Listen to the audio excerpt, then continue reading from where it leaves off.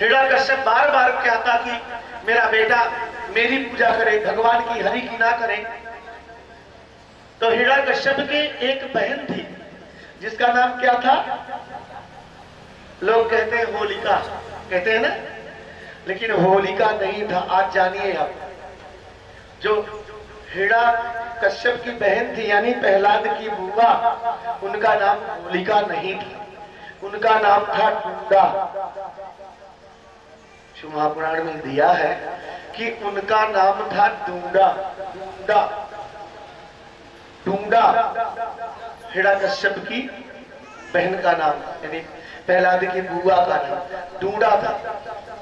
ब्रह्मा जी ने एक चादर दिया था वरदानी कि ये चादर ओढ़ के अगर तुम आग में भी प्रवेश कर गई तो इस पे आग का कोई प्रभाव नहीं पड़ेगा।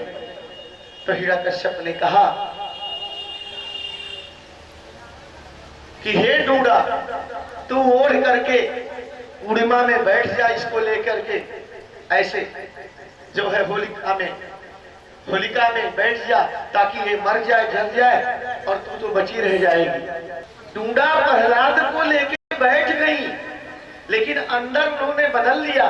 जो चादर स्वयं ओढ़ी थी टूंडा, वो चादर प्रहलाद को ओढ़ा दिया कि ये चादर तो वरदानी है। अगर आज मैं ये चादर स्वयं ओढ़ के बच गई तो दुनिया में आने वाले समय में बेटी बहन का मायका छूट जाएगा।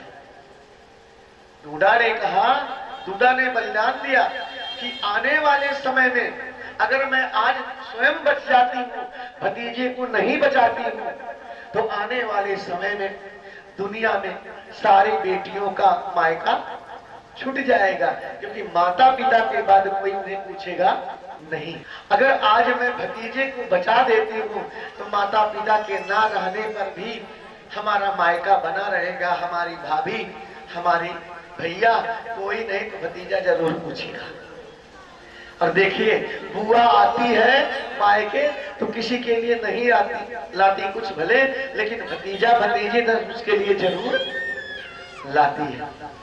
तो उन्होंने सबका मायका, लोग गलत मैसेज देते हैं कि प्रहलाद को बुआ पे विश्वास नहीं करना चाहिए, ये गलत मैसेज समाज में है, गलत मैसेज है। सही तो ये है कि वो टूंडा जिसपे होली की कथा बनी है,